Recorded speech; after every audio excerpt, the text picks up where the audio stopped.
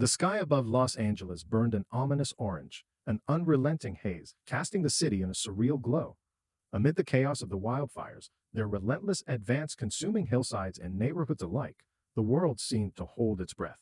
Helicopters droned overhead, and ash fell like snow on empty streets. From the distant smoldering horizon, the air carried the acrid stench of destruction, a scent that choked the senses and lingered long after the flames had passed. Yet in the midst of this catastrophe, Donald Trump sat silently in the back of a black SUV, his gaze fixed on the distant fire line.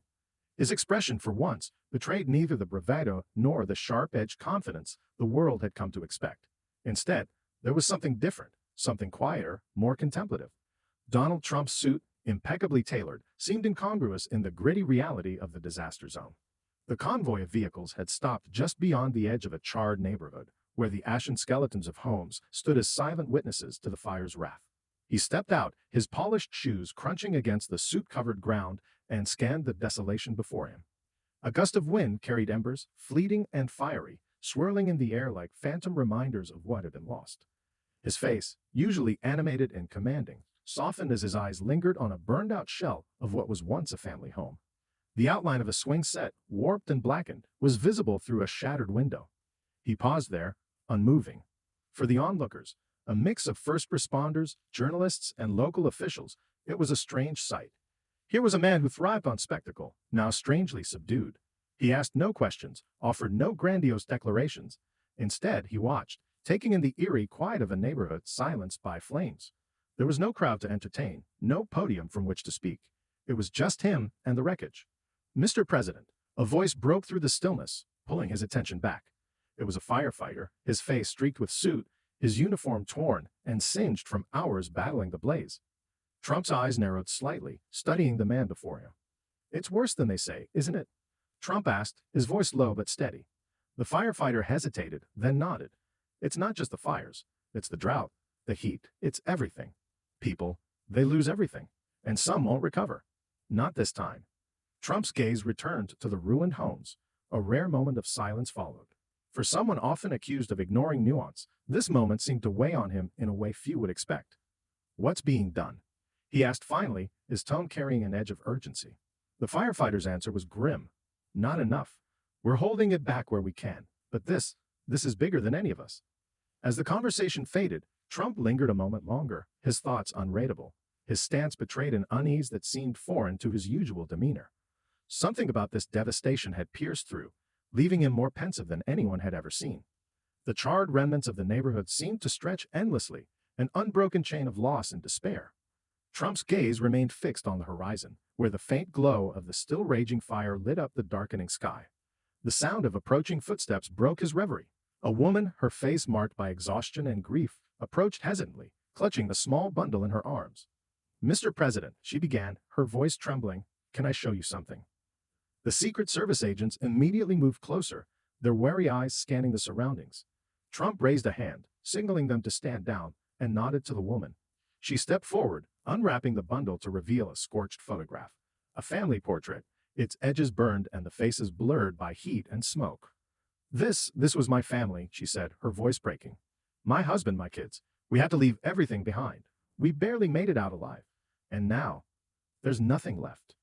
She gestured toward the skeletal remains of her home, her hand shaking. "I don't know how we'll survive this.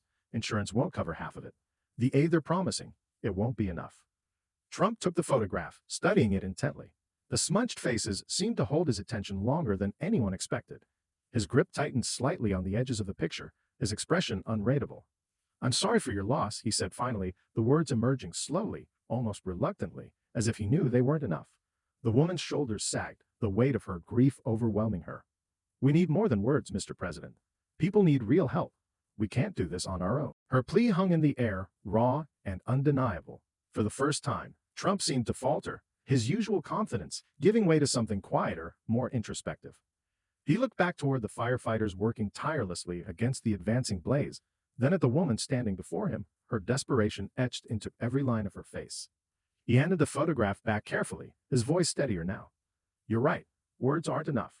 In that moment, something shifted. The devastation, the stories of loss, it wasn't just a political moment to navigate. It was something he couldn't dismiss, couldn't spin. The weight of it pressed down on him in a way he hadn't anticipated.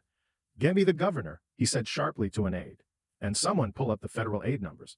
I want to see everything we're doing for these people. Everything." The urgency in his tone left no room for argument.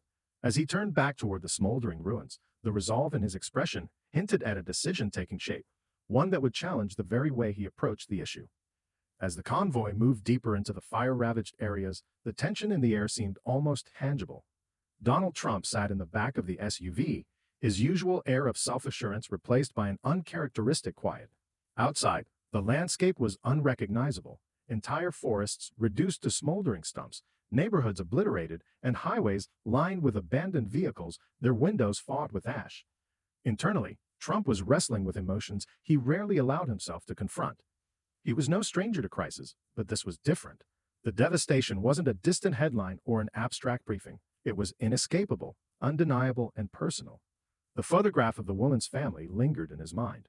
Her words echoed louder than any rally chant or television commentary ever had. "We need real help. We can't do this on our own." He wasn't sure if he had the answers. Doubts crept in, unfamiliar and unwelcome. Was this situation beyond his control? Could any policy or plan truly address the depth of this loss? For a man who thrived on projecting strength, admitting uncertainty, even to himself, was an uncomfortable prospect. Externally, the obstacles were equally daunting. The wildfires weren't just a natural disaster. They were a complex web of problems stemming from years of drought, inadequate forest management, and climate challenges that had been ignored for too long. The federal response, already stretched thin by other crises, faced bureaucratic delays and logistical nightmares. State and local governments were at odds over funding and responsibility, creating a fragmented approach to relief efforts. And then there was the public perception. For years, Trump's stance on climate issues had been a lightning rod for criticism. Many doubted his ability or willingness to address a crisis so deeply intertwined with environmental policy. The media had already begun spinning the narrative, painting him as detached and unprepared. If he didn't act decisively, the criticism would only grow louder. Yet the challenge wasn't just about politics or optics. It was about the people, the firefighter who had spoken with quiet urgency, the woman who had lost everything, the countless families now facing an uncertain future. Trump knew that platitudes and symbolic gestures wouldn't suffice. What these people needed was tangible, immediate action. As the SUV stopped at another checkpoint, he stepped out again, greeted by another scene of devastation. This time, the questions in his mind weren't rhetorical. They demanded answers. "What's the bottleneck?" He asked one of the federal coordinators, his tone sharp. "Why isn't this moving faster?" "Resources, sir," the coordinator replied, his exhaustion evident. "We don't have enough of them. And what we do have is getting stuck in red tape." Trump's jaw tightened. He turned to his aides, his voice cold and deliberate. "Find out who's in charge of that red tape and cut it. Now." But even as he barked orders, the weight of the challenge remained. Internally, he wondered, could he rise to meet this moment? Or was he doomed to fall short, like so many others before him? Donald Trump's response began with a determination that surprised even those closest to him. As Air Force One touched down in Washington, D.C., he convened an emergency meeting with key federal agencies. Gone was the usual bombast. In its place was a sharp, focused urgency that left no room for excuses. "Give me the numbers," he said, leaning forward at the head of the table. "How much aid have we allocated? What's been spent? And what's stuck?" The answers came hesitantly. Billions in disaster relief funds were tied up in bureaucratic delays, approvals lost in a maze of procedures designed for smaller-scale emergencies. Trump listened in silence, his expression growing darker with each revelation. "We don't have time for this," he said finally. "People are losing everything while we're sitting here talking about paperwork. Fix it." His orders triggered a wave of activity. Calls were made, approvals expedited, and roadblocks dismantled. But the changes were not without resistance. State officials pushed back, accusing the federal government of overreach. Environmental advocates demanded long-term solutions, not just immediate relief. Meanwhile, critics seized on every misstep, painting Trump's efforts as reactionary and insufficient. Through it all, he remained steadfast, though not unscathed. Late nights spent poring over reports and meeting with advisors began to take their toll. The stress etched new lines into his face, and his famously combative demeanor gave way to moments of quiet introspection. During one such moment, as he stood by the window of the Oval Office, an aide interrupted his thoughts. "Mr. President, there's a call for you, from the woman you met at the fire zone. She wants to thank you." Trump hesitated, then picked up the phone. Her voice was shaky but hopeful. "I just wanted to say, They delivered the supplies today, she said. The relief check came through too. It's not everything, but it's a start. Thank you. For a moment, Trump didn't respond. When he finally spoke, his voice was softer than usual. I'm glad it's helping, but we're not done yet. The conversation left him pensive. It wasn't just about delivering aid. It was about rebuilding trust, about showing people that they weren't forgotten. Over the following weeks, Trump doubled down. He personally visited relief sites, speaking with survivors, firefighters, and volunteers.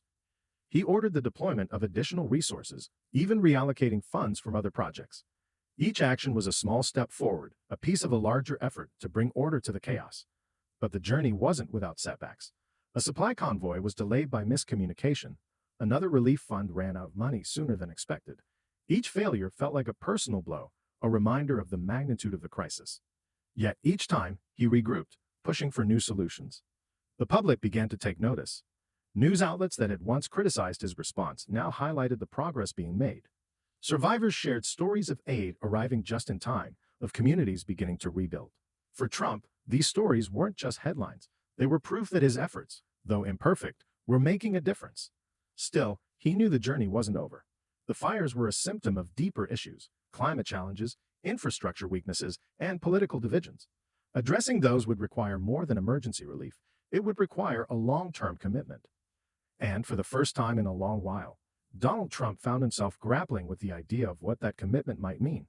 Weeks after his initial visit to the fire zone, Trump found himself back in California, standing before a crowd of first responders, survivors, and journalists. The sun hung low, casting long shadows over the tented assembly. Behind him, a hillside bore the blackened scars of the fire, the charred remains of trees standing like sullen sentinels. It wasn't a rally. There were no chants, no applause lines. This was different. The crowd was somber, their faces marked by fatigue and loss. Trump adjusted the microphone, his usually booming voice quieter as he began. I've seen what these fires do, he said, his words deliberate, almost measured. I've walked through the ashes. I've heard your stories, and I've seen what it takes to fight back. He paused, letting the words settle. For a moment, the only sound was the faint rustling of wind against the tent. Today, I'm announcing a federal initiative that will not only bring immediate relief, but will focus on preventing disasters like this in the future, he continued. This isn't about politics. This is about people, about families, firefighters, communities. The proposal was ambitious. Billions would be directed toward rebuilding homes, supporting displaced families, and compensating local governments for their losses. But it went beyond relief. Trump outlined plans for modernizing infrastructure, improving forest management, and investing in technologies to mitigate the effects of future wildfires. The crowd listened intently, their skepticism evident but tempered by cautious hope. Then, from the front row, a voice rang out. It was the firefighter he'd spoken to weeks earlier. Mr. President, with all due respect, we've heard promises before, the man said, his tone respectful but firm. What makes this different? How can we believe this will last? Trump froze. The question hung in the air, heavy and pointed. The camera zoomed in, capturing his reaction. He could have deflected, pivoted to talking points, or blamed the system, but something in his expression shifted. You're right to ask that, he said finally, his voice steady but quieter than before. Promises mean nothing without action. That's why I'm standing here, not just to announce this plan, but to tell you, I'll make sure it happens, not just while I'm in office. This is personal now. I've seen the cost of failing to act. The firefighter held his gaze, then gave a small nod, as if to say, we'll see. In that moment, the narrative shifted. It wasn't just about policies or politics. It was about accountability, about showing up, about proving that words could lead to real, lasting change. As Trump stepped away from the podium, the applause was subdued but genuine. The challenge wasn't over, but for the first time, it felt like progress was within reach. In the months following the announcement, the impact of the initiative began to unfold. Construction crews descended upon neighborhoods that had been reduced to ashes, rebuilding homes with improved materials designed to withstand future wildfires. Aid checks flowed faster, reaching displaced families before their hope had a chance to wane. Firefighters received updated equipment and resources that they had only dreamed of before. Donald Trump, often criticized for his approach to governance, seemed to embrace a new role in the aftermath of the fires. No longer confined to the gilded halls of Washington or the chaos of rallies, he made regular visits to the affected areas. Each trip was a reminder, to himself and others, of what was at stake. During one of these visits, he stood at the edge of a newly rebuilt community. The homes, modest but sturdy, stood in stark contrast to the devastation he had first encountered. A playground had been constructed at the center of the neighborhood, its bright colors a defiant statement against the gray ashes that had once blanketed the area. A small group of children ran up to him, their laughter piercing the air like a beacon of renewal. Among them was the woman who had handed him the scorched photograph. She approached cautiously, a mixture of gratitude and hesitation in her expression. "We're back," she said, gesturing to the house behind her. "It's not the same, but it's a start. Thank you." Trump nodded, his gaze lingering on the children. "They deserve a place to grow up without fear of losing it all," he said, his voice quieter than usual. "That's what this is about." The media, which had been skeptical of his response, began to take notice of the tangible results. Articles chronicled the progress: homes rebuilt, families reunited, and communities slowly regaining their footing. For the survivors, the change was real, the promises fulfilled. But the most significant shift wasn't in the policies or the public perception. It was in Trump himself. He no longer saw the fires as just another political challenge or a crisis to be managed. They had become a symbol of what was possible when action replaced rhetoric, when leadership meant more than just words. As he boarded Air Force One after his final visit to the region, he looked out at the sprawling landscape below. The hills, once charred and lifeless, were dotted with patches of green, the first signs of regrowth. The sight stirred something within him. He had seen what it meant to lose everything and to rebuild, to confront a challenge not with slogans but with action. He settled into his seat, his expression contemplative. The work wasn't done. There was still so much to repair, to prepare for. But for the first time, he felt something he hadn't in years, a sense of clarity about what leadership truly meant. Months later, long after the fires had been extinguished and the immediate crisis had passed, Donald Trump sat alone in his private office, the golden glow of a late afternoon sun streaming through the windows. A single photograph lay on the desk before him, the image of the woman's family, now restored and reprinted, framed alongside a new picture of her children playing outside their rebuilt home.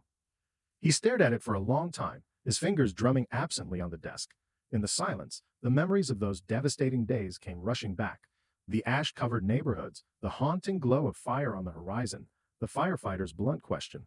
Each moment was a reminder of how close those people had come to losing everything, and how close he had come to failing them. For years, his leadership had been defined by sharp words, bold gestures, and unwavering self-confidence. But the wildfires had forced him to confront something deeper: the weight of responsibility, the power of action, and the need to connect with the very people his decisions affected. He leaned back in his chair, letting out a long breath. The path had been anything but smooth. Mistakes had been made, obstacles had seemed insurmountable, and critics had never ceased their attacks. But through it all, progress had been made, not just for those who had suffered, but, in some unexpected way, within himself as well. The phone rang, breaking his reverie. It was one of his advisors, eager to discuss the next phase of the wildfire initiative: long-term environmental strategies, community preparedness plans, and infrastructure reforms. Trump picked up the call, listening carefully, his responses measured and direct. The fire had taught him to focus on what mattered, to see past the noise and prioritize the people on the ground. As the call ended, he returned his gaze to the photograph. The faces, once blurred by smoke, were now clear and vibrant, a testament to resilience and renewal. He picked it up and placed it on the shelf behind his desk, a silent reminder of what had been lost and what had been rebuilt. In the years to come, the wildfires of Los Angeles would be remembered not just for their devastation, but for the changes they had sparked. And for Donald Trump, they marked a turning point, a moment when leadership transcended ambition, becoming something far more meaningful. He stood, straightened his jacket, and turned toward the door. There was still work to be done, but for the first time in a long while, he felt ready to face it.